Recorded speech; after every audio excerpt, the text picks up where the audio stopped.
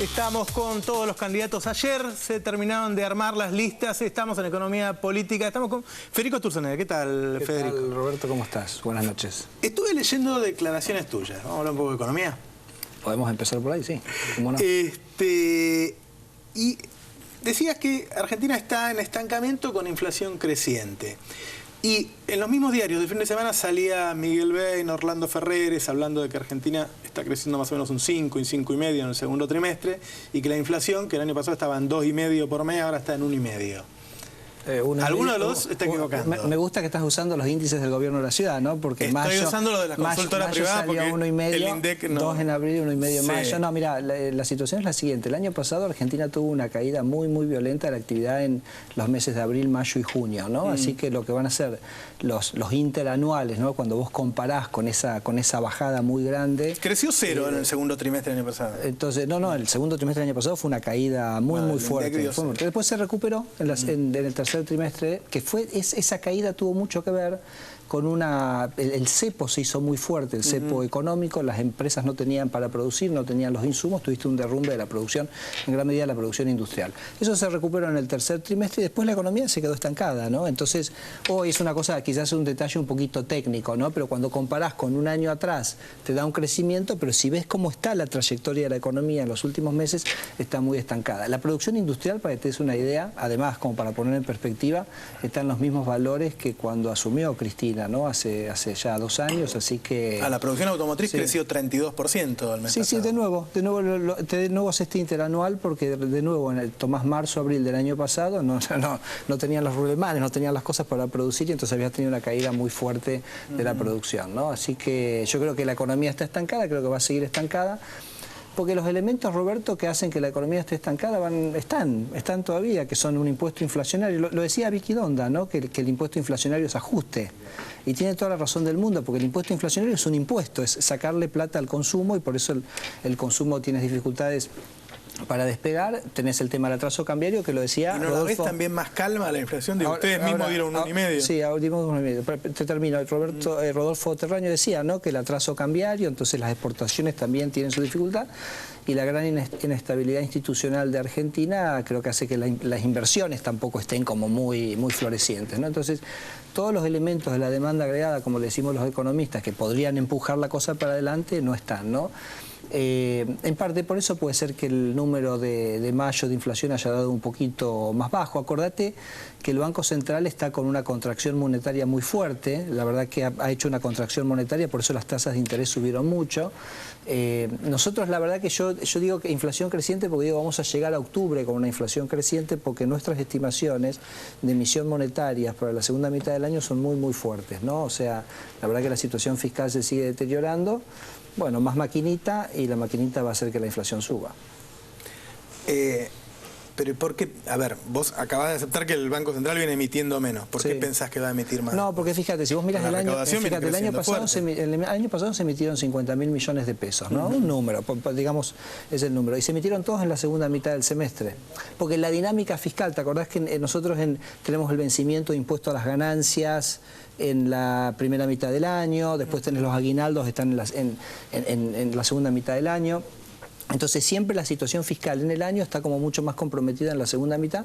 El año pasado fue todo en el segundo semestre y nuestra estimación es que esto también va a ser naturalmente en el segundo semestre, así que ahí va a empezar de nuevo la cosa a caminar y lamentablemente creo que eso nos va a generar inflación. La verdad que el tema de la inflación es un tema muy sencillo.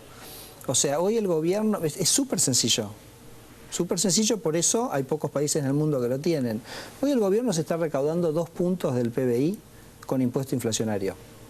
O sea, le saca a la gente 2 puntos del PBI en un impuesto que no le dice que se lo cobra, que es parte también un poco a veces de estas cosas engañosas. ¿Vos crees que es un plan del gobierno que haya inflación? No, el gobierno dice, yo quiero gastar en esto. Y no se anima a decirle a la gente, voy a cobrar impuestos de 2 puntos más del PBI para poder financiar ese gasto. Entonces dice, bueno, ¿sabes qué? No le digamos nada y lo emitimos y con eso más o menos financiamos. Pero eso no es gratis, eso lo paga la gente con la inflación, ¿no? Entonces, el gobierno tiene que decir, mira, a mí me parece que está bien lo que gasto, que defienda al gobierno su gasto, dice, bueno, pero vamos a financiarlo con impuestos legislados. Entonces el gobierno tiene que ir al Congreso y decirle, señores congresistas, ustedes tienen que subir los impuestos 2 puntos para compensar el impuesto de inflación, y listo, se te acabó la inflación. Ahora el gobierno tiene que dar ese debate, en qué gasta, explicarle a la sociedad que tiene que cobrarle, digamos, no verdaderamente, porque hoy se los cobra, pero explícitamente, reconocer que tiene que cobrar ese impuesto, y tener ese debate. Me parece que es un debate que el gobierno tiene que hacer. A ver, hasta ahí la crítica. ¿Cuál sería tu propuesta para mejorar? No, a ver, si vos me preguntás, digamos, respecto a qué tiene que hacer el Congreso, por ejemplo, digamos, dado que ahora, bueno, soy candidato, yo diría que tenés tres versiones de cosas para trabajar. Uno que se llama, lo que yo digo, el enfoque defensivo. O sea, el gobierno, la verdad que está con un ataque a las instituciones de Argentina, me parece importante, ¿no? O sea, que uno puede estar de acuerdo o no estar de acuerdo. Yo estoy totalmente en desacuerdo con algunas de las cosas que he hecho. Creo que está atacando la libertad de prensa en Argentina, creo que está atacando la independencia de la justicia, creo que atacó la autonomía del Banco Central. ¿Por qué está atacando la libertad de prensa? ¿Cuándo?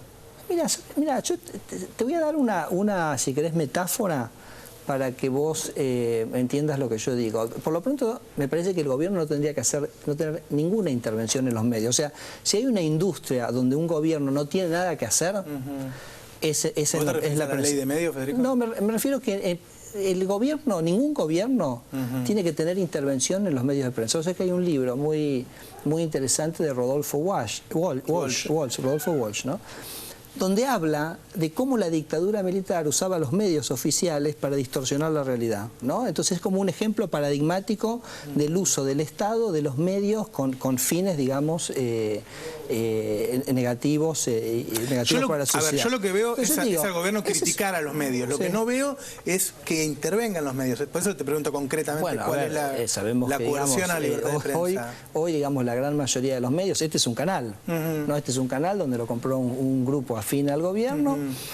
Terminaron echando a algunos periodistas, pero lo terminaron echando a Longobardi y después lo sacaron de Radio 10, lo pasaron a Radio Mitre, aumentó su nivel de... digamos, pero lo que quiero decir es, conceptualmente, Roberto, me parece que un gobierno, por un tema de libertad, independientemente del tipo de gobierno, por eso te pongo el ejemplo de Rodolfo Walsh, no tendría que tener ninguna participación en los medios. Entonces me parece que el intento que hace el gobierno, ya sea con la televisión oficial o con los medios amigos, me parece que es algo que yo personalmente no creo que es consistente con una sociedad libre, me parece que no está bueno, no es lo que tendría que ser, ¿no?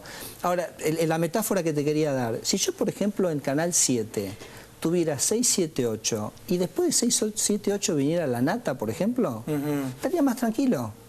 Igual a La Nata lo tenés. No, pero digo desde el punto de vista, de la posición que toma un gobierno respecto a los medios. Entonces yo, por ejemplo, que viví algunos años en Estados Unidos, el canal público, que había un canal público, es el canal más crítico del gobierno y el más abierto ideológicamente. Entonces yo invito al gobierno a dar una muestra a todos los argentinos que hoy nos sentimos asustados por cómo el gobierno avanza con respecto a los medios, que haga estos gestos. Que lo invite a La Nata a ser parte de Canal 7. El gobierno manda al Congreso una ley de medios. El Congreso sale del Congreso, la aprueba por amplísima mayoría. No solo lo votó el oficialismo, lo votaron otros partidos. Hace 3 años y medio que está parado por una cautelar. El gobierno se la aguanta, la ley está ahí, no se cumple. Entonces, ¿cuál es la parte de prepotencia que decís No, es lo que te digo. Es un tema interesante. Es súper interesante. Desde lo que se dice hasta lo que realmente después concreta. Te digo, es esencial este tema. Es mucho más esencial que cualquier tema que pudiéramos hablar de la economía. Claro. Porque esto y la reforma de la justicia hace a un modus operandi del gobierno que me parece que va en contra de la República, de la democracia que hemos logrado conseguir desde el año 83 a esta parte.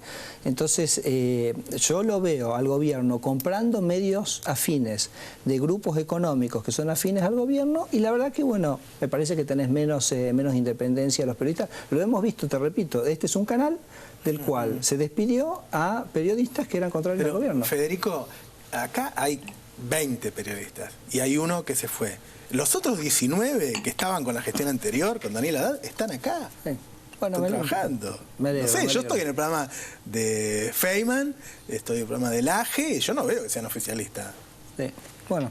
Yo creo que, te repito, me parece que un gobierno no tiene ni directamente ni en medios afines que tener control de los medios, ni digitar lo que se dice, ni hacer un relato único, y me parece que la señal que podría hacer el gobierno muy contundente es invitar a periodistas claramente contrarios al gobierno al canal oficial, donde uno lo que escucha es un relato único. Espectacular la libertad que tiene la Nata para decir todo lo que quiere constantemente del gobierno, verdades y mentiras, y ahí está diciéndolo y midiendo 20 y pico de puntos. Sí, con una posible intervención del medio. No, pero no, sobre posibles. Yo no vi ninguna intervención. Yo vi que un día Morales Solá escribió que era posible y después dijo que el gobierno se arrepintió. En gran medida porque Mauricio Macri tomó a su cargo la defensa de la libertad de prensa en este país. Pero ¿no? ¿qué prueba tenés de que el gobierno pensaba intervenir? Mira, vamos a decir las presunciones, ¿no? Vos sabés que una de las también cosas dramáticas que han ocurrido en Argentina es la reforma al mercado de capitales, que tiene un artículo 20 que se incorporó a último momento, que básicamente dice que la Comisión Nacional de Valores puede intervenir cualquier empresa de cualquier empresa de Argentina, de capital accionario público, simplemente con que algún accionista minoritario vaya a la Comisión Nacional de Valores y le diga.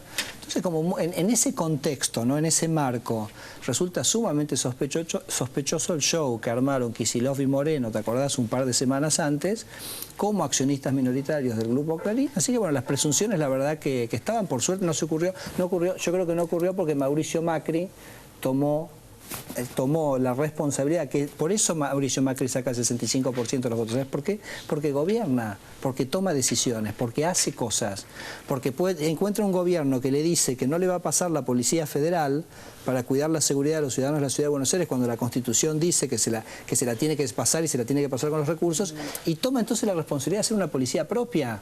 Entonces, eso es lo que me parece que valora la ciudadanía, ¿no? Vos decís que el día que llegue Macri agarra Canal 7 y lo pone a la Nata, una cosa así. No, me parece que claramente tiene que haber una diversidad ideológica que hoy los canales oficiales no lo tienen. Un canal oficial hay. Sí.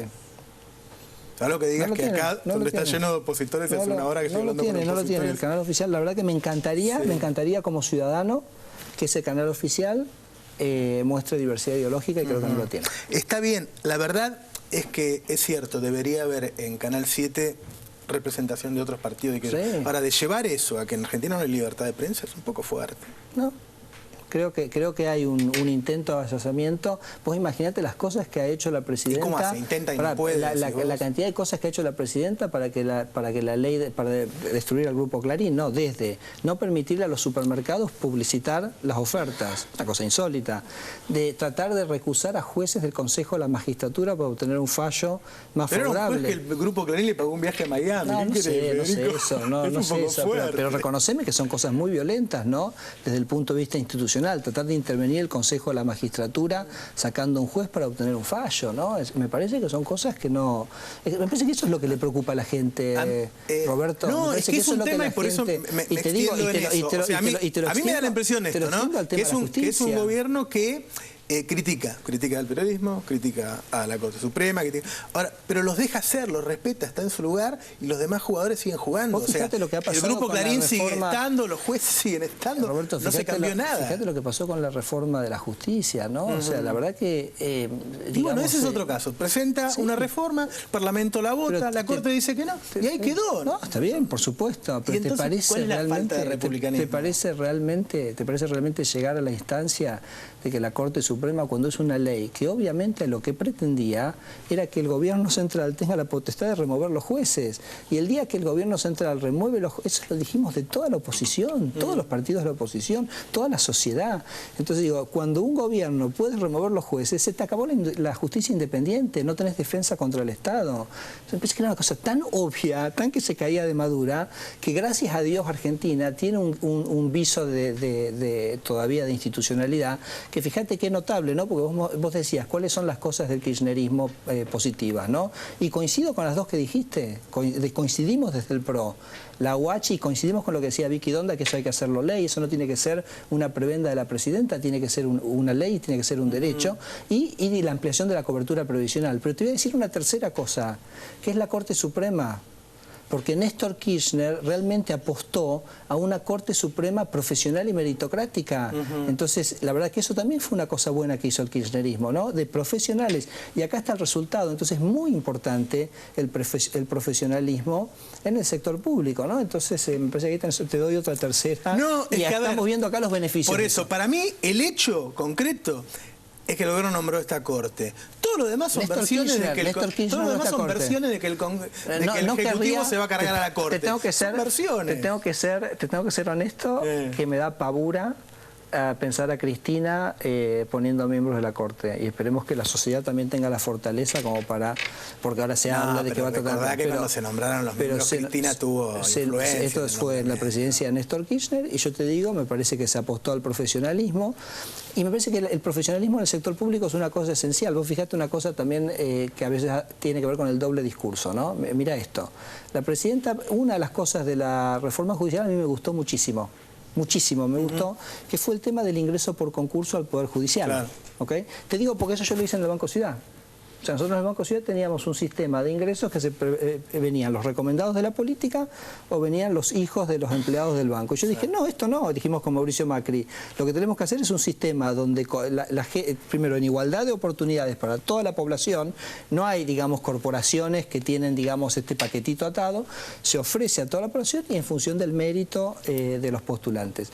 Ahora, vos fíjate que esto que la presidenta lo dijo para el Poder Judicial, nosotros tenemos que aplicarlo y tenemos que proponerlo, y lo vamos a proponer desde el PRO para toda la administración pública. Porque ¿cómo puede ser? Ella en aerolíneas, en el gobierno nacional, no hace eso. Entonces digo, tomo esa idea, que me parece de muchísimo valor, me parece que el día que la gente entre al sector público por mérito y por profesionalismo, vamos a tener un sector público infinitamente mejor. Pero bueno, entonces, ¿por qué lo propone para la justicia y no lo propone para...? Lo pregunto, ¿no? Lo pregunto honestamente, genuinamente. Yo recuerdo cada gobierno que llega...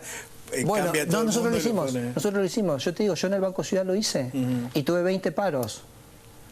Tuve 20 paros peleando por esa igualdad de oportunidades. O sea, se puede hacer. Si hay voluntad y hay convicción, se puede hacer. Y nosotros la idea la tomamos con Mauricio Macri después de una reunión con Fernando Enrique Cardoso, que en un momento de la reunión me pregunta, ¿vos qué hacés, Federico? Yo soy presidente del Banco Ciudad.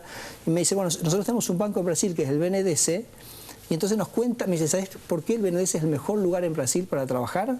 Y me cuenta el sistema de ingresos, que era meritocrático en todo Brasil, con un examen que se toma todo el día. Entonces, y nosotros nos miramos con Mauricio y dijimos, esto lo tenemos que hacer en el banco. Y lo hicimos, contra viento y marea. Entonces yo creo que es correcto lo que vos decís, ¿no? Después viene el gobierno y dice, uy, no. Bueno, yo creo que estas son las cosas que tenemos que comprometernos.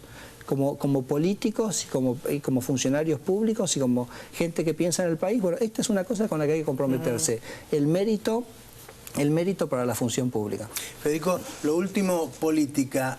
No pudo armar en la provincia de Buenos Aires, digo, es un partido que está muy fuerte en la ciudad hace mucho, que se consolidó en Santa Fe. Ahora, el lugar a donde está prácticamente el 40% del electorado, no va a haber un candidato del PRO. Mira, estas elecciones vos sabés que lo encuentran al macrismo como en su mejor, ¿no? Y al PRO en su mejor momento, ¿no? Porque nosotros nunca encaramos o acometimos una contienda electoral con la cobertura nacional que vamos a tener esta elección, ¿no? O sea, el PRO ha registrado candidatos en 23 distritos de la República Argentina, y lo ha hecho de distintas maneras. Hay lugares donde va candidato de lista PRO, como por ejemplo podría ser con Baldassi en Córdoba, y en muchísimos otros lugares ha sido en alianzas y en asociaciones. Es el lugar, ¿no? Bueno, por eso hay tres candidatos diputados nacionales en la lista. No era, digo, el de Narváez no era más o menos el socio natural. Lo que quiero decir es, me parece que lo de la provincia de Buenos Aires no desentona con lo que ha sido un armado